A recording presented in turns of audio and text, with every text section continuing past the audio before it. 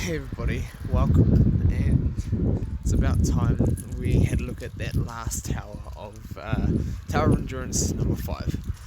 So, I just wanted to make sure we got a first look of everything, and I am going to let this go, well I have let this go auto already, so I've already actually done this, I've played the tower myself after this as well, but for this first go through I was kind of watching, kind of busy, because as I mentioned in the earlier towers, I got behind on a day with the refreshing and updating of the game. So I let this one go through, and I just had a kind of little browsing through and seeing what was up with what you have to do.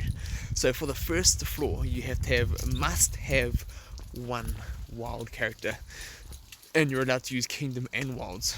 So as you can see, I do have a pretty deep roster, and I was going to go with Mordu and Bulu, just because I was thinking, I was like, you know what,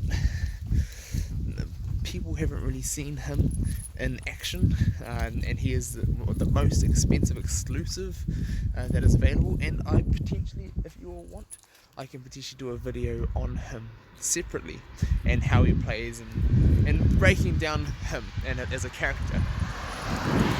So if you want to see that, definitely jump in the comments below and let me know. It'll definitely help me prioritize what videos to make. So any jumping in and commenting definitely helps. I'm doing these videos for you all, so if there's something you want, make sure you let me know. And it helps the channel.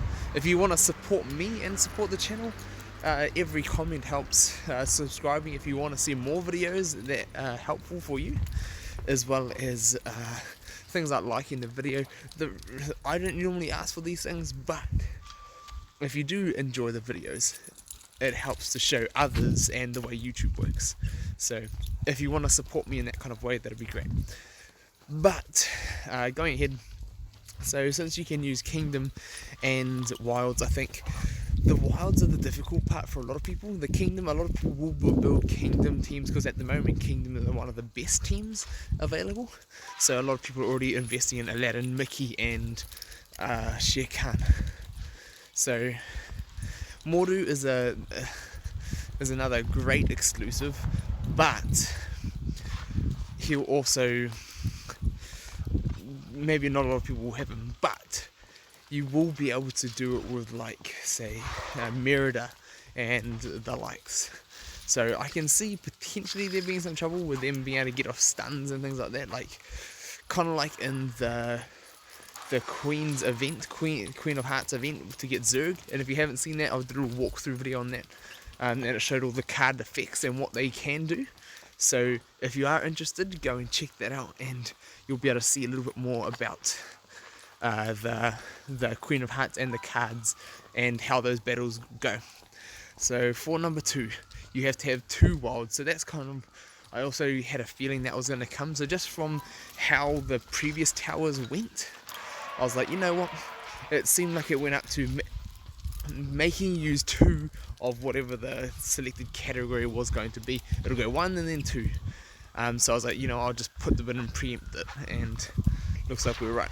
And as I mentioned in the beginning as well, I'm just autoing these at the moment, letting everything just go. And as you can see, like, using AoEs just pretty much does everything anyway. So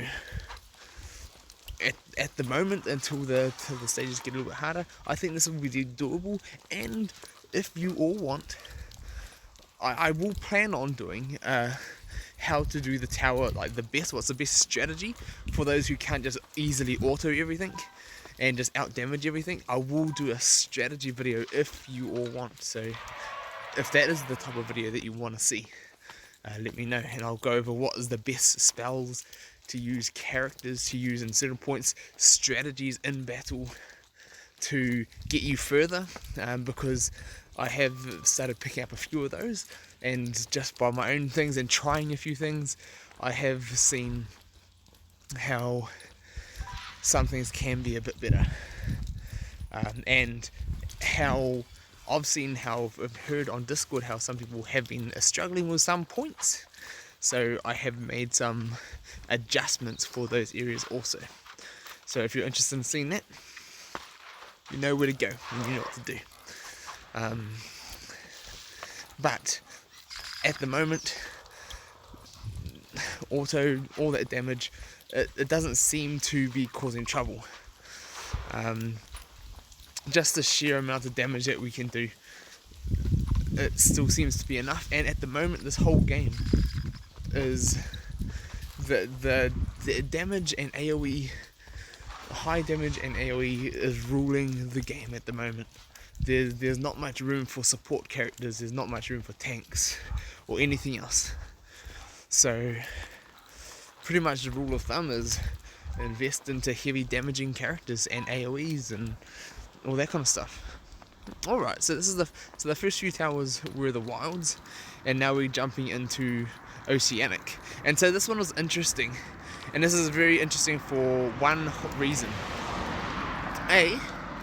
The oceanic characters that you can use, Ariel, Jack Sparrow, and Davy Jones or Tinkerbell. Only 4 characters currently that are oceanic. And Tinkerbell's one of the worst characters in the game at the moment. Ariel, most people have her, but that means you've got to invest in one more. And at the moment, Davy Jones, you're only getting 1 or 2 tokens from him a week in Conquest if you're lucky enough to get some, or maybe a few more, but still you have to unlock him and then you've got to invest in him. So he's probably not likely to go. And Jack Sparrow tokens are quite rare to get as well from Conquest also. So it now becomes the point of this is where some people are struggling, is that they just don't have the characters for it. Now, if I was you, if you do have either Sparrow or Davy unlocked, potentially just invest in them enough to make them survive. Because all you need to be able to do is survive the few modes that you need oceanic, and once you've done that, then you'll be alright. And just have super heavy hitters. So what I've done, I went in and put in my biggest AoE teams, and you can pretty much wipe the floor with it, and as long as you can knock everything out super fast, then you'll be protecting your characters. So, okay, 1 mythical. So there we go, you're allowed to use... So you only really need the oceanic characters for those 2 levels. This level you don't have... The only one that's required is the mythical. So it's not too bad. If I was playing this myself, I definitely wouldn't have wasted those just then. So if I can see they're starting to hit a lot harder now. So I can see this tower is going to get more difficult. It'll be interesting to see if auto can do it all, or not.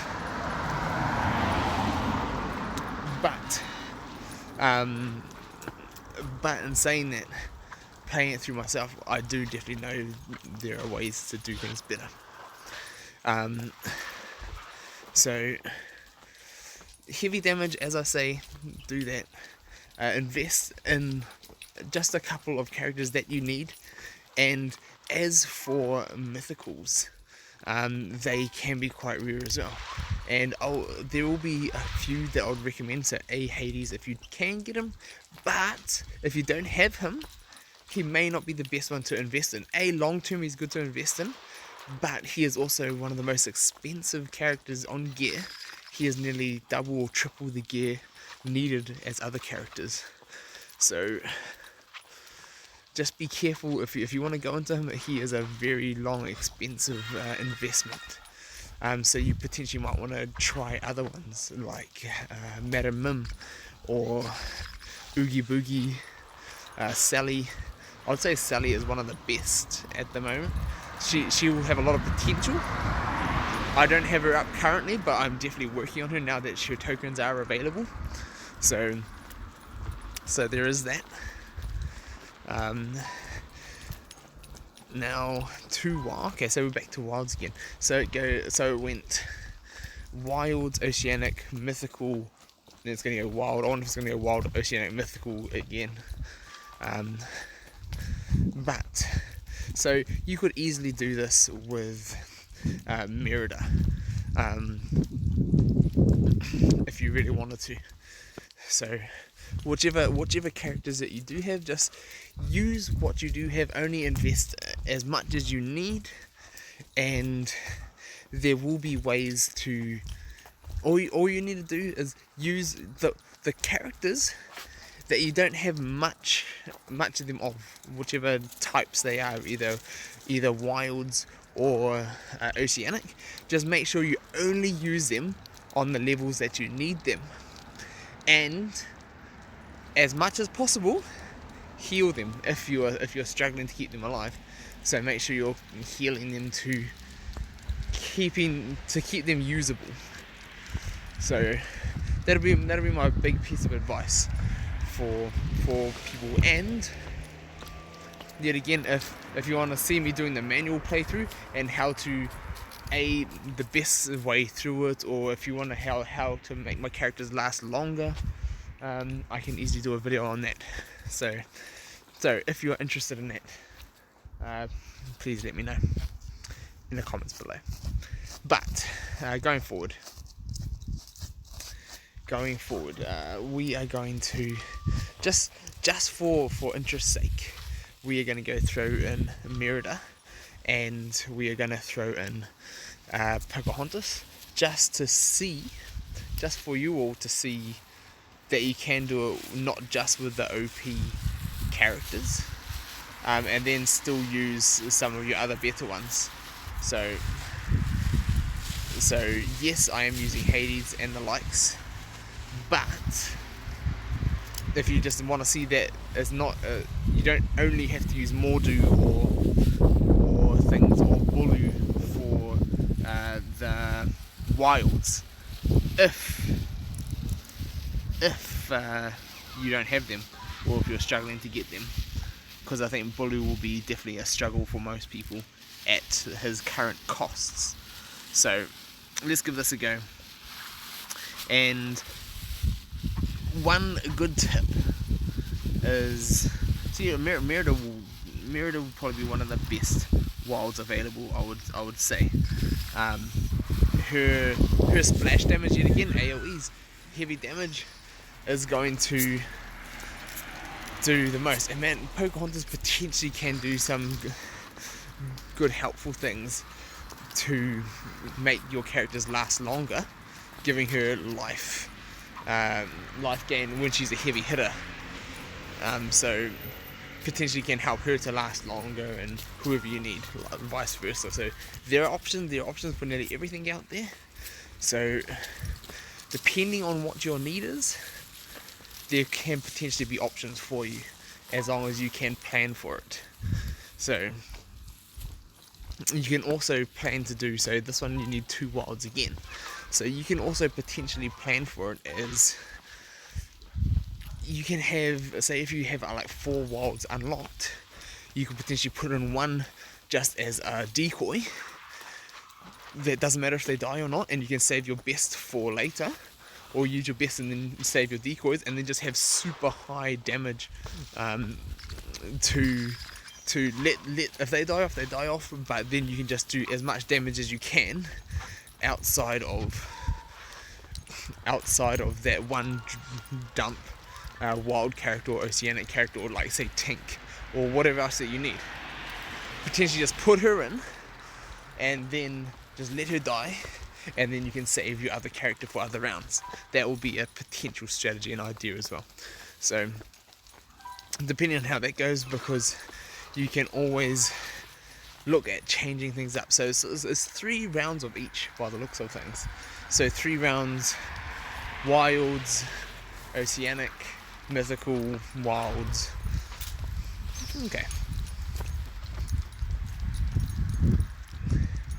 But still, as I said, damage is king. These ones are definitely, I'm definitely noticing the survivability going up of all of these characters, and I think definitely know that if I was to play this, if I do a manual playthrough one, I could definitely show you how to play this a whole lot better, and not like, I reckon I'll be able to do this quite easily. I know I can do this quite easily because A, this is in the past and I've tried it before. but I would say I'll be able to do it in a way that is just the way I think, just the way I like to use strategy and planning. You can do that to survive, and you can even enter into matches one character down. And I found that quite interesting. I was like, okay, so even if, as long as you can meet the criteria to like say one mythical, then you can still enter in. You don't need to have a full team. I was like, okay, so this can potentially be done, and this can be done as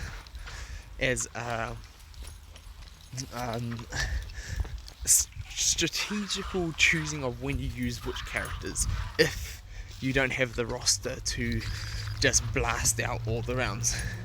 So even saying with this, with 4 characters, granted, yes, mine are maxed, but say with 4 characters, if I was to do this, take manual control if you needed to, you could easily work your way through this, and I didn't even lose a character. I did get low on health, but it just shows you that there are other options out there. For the strategic planning of who you use, where you use them, why, to get through to the end. So with this now, I could go on again, but because I do have a deep roster, I will just change it up just because I am doing autos, and I will just add the extra character back in. So now Pocahontas and my Madam Mim are likely to just get knocked out, because they have next to no health. But it'll be interesting. So these are all 2 rounds as well. So man, the healing is gonna be potentially damaging, like hard hitting for going forward. I can see that being a pain for a lot of people. I remember, man, it has a lot more vibes like the old Heroes and Villains campaign, where it actually used to challenge you, and the requirements to do things were quite challenging. You had to over level it. You had to invest into characters or have a little bit of strategy. But I'd say, I'm sure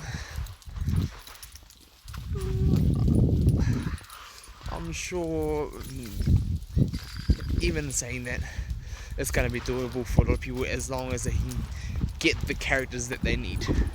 So that is going to be the main thing for people. Know what you need to work on. Get 2 wilds, focus on 2 wilds, focus on 2 oceanic, and focus on 2 mythical. And if you can do that, then I'm sure you'll be able to pass this no sweat at all. And I can do a video for all you who want that. The manual playthrough, how to survive longer, how to save your characters, if you all want to see that. So this is more just a quick first look at it. This was my first quick look at it before I even played through properly. So it was me just jamming whatever I can together. And I also just wanted to see, can I just do it on auto? Because that's what I have been doing, and I am fortunate enough to be max level with a deep roster. So I just threw it all in there and said, can I do this? Because honestly, you get to the stage when you've already passed something, you don't have to go through and manually do it every day. But it is fun for the challenge when you're first growing. So that is definitely a big on the plus side. So this one's the last level, 3 levels. Definitely going to be worth investing and looking at different options for this. And I can see, man, they are hitting hard.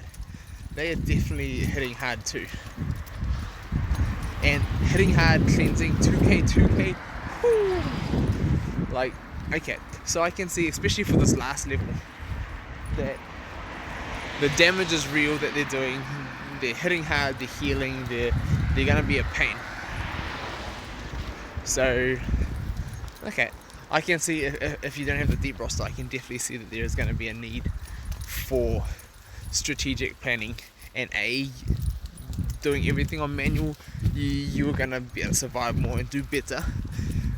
But I'm also happy to give you better understanding of the best ways to go about it as well.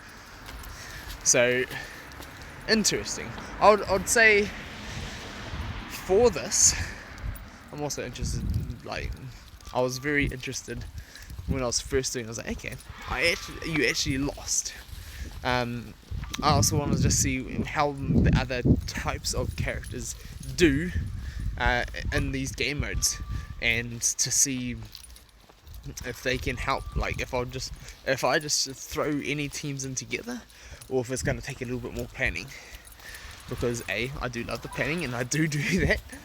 But it's also nice just to test these things. Since I'm testing things anyway, I might as well do it for you all. And for myself. Let's be honest, and for myself.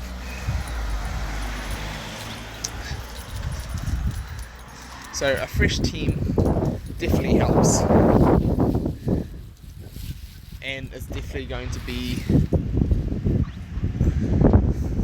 Horn King. That's, man.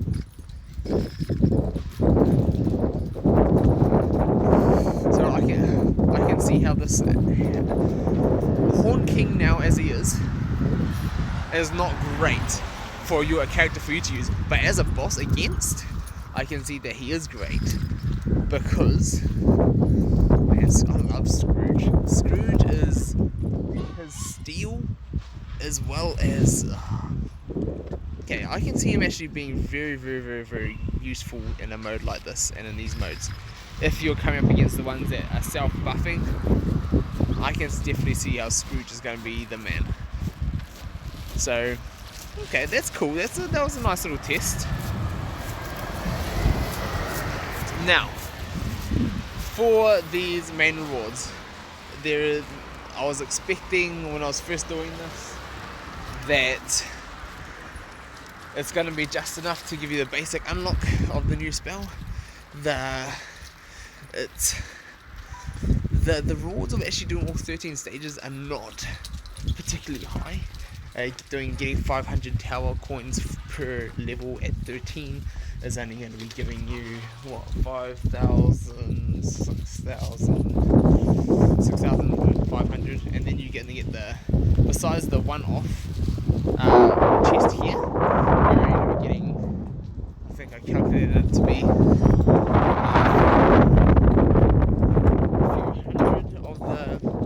of the different pigments that you need for leveling up the spells every week.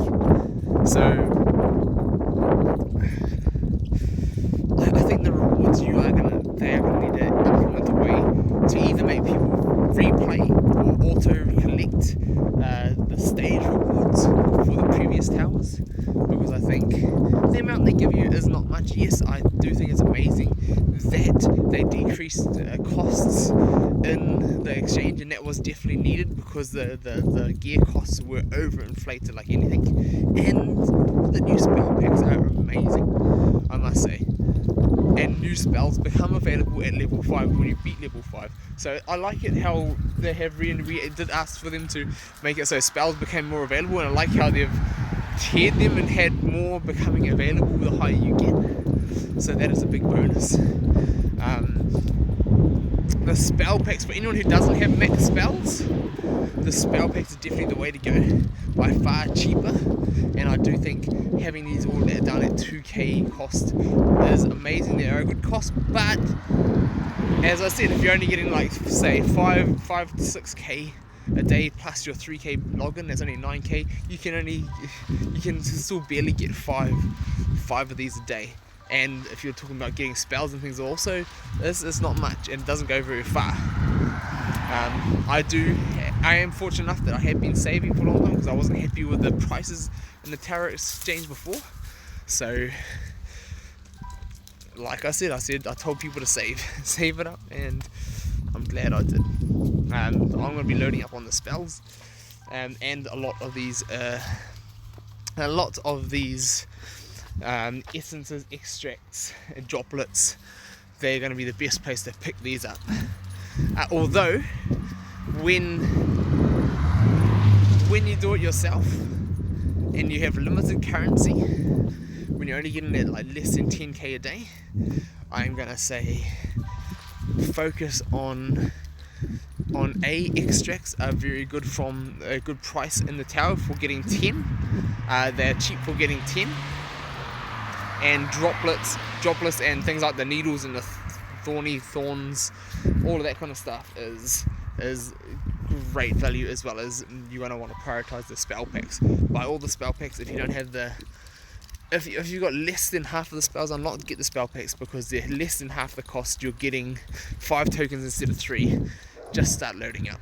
That's pretty much my answer for that. So hopefully this has been useful. I can do a whole nother exchange video again if you would or want, and I will do an in-depth one on the tower exchange, but definitely go for the spell pack 5s. If you have more than 50% unlocked and maxed, I would say if you have more than that, then it becomes not worthy. I think I only need 7 of these, and I think there's something like 18 there, and I'm nearly finished some of them. So 1, 2, 3, 4, 5, 6, 7, with some of them nearly being used. But if you don't, they're definitely worthwhile, and because you get 5 of each rather than 3, in the long run you're going to be far better off, and you're going to have more spells to use. The only benefit of buying the single ones is you're going to get exactly what you want. I like that everything has the same percentage of chance of getting it. So when you're looking here, everything has about 5% chance to get it. So there's 4, 8, 16, 20, is it? 20 spells, and I only need 7, or was that 16? I need 7. Either way, I'm under half, and it's just not really worth it for me risking and just getting double ups, because the double ups for me are not worth it when I'm maxed, but they're worth everyone who doesn't have things maxed. Just do that, honestly. You will find uses for things. So it's 19 spells, and I need 7, so far less than half percent, but definitely spell packs are worth it. If you want a better in-depth tower exchange, the best things from each, the best currencies, if you're limited currency, I can do more in depth on that, but just as a whole, get what you need. You are going to need more healthful things, but as for this, Tower 5 was amazing. Nice to see there's a bit of a challenge, nice to see that there's limits, and I think we need to get more daily rewards for the other towers. So until then, we'll see you guys next time. Let me know what you want to see.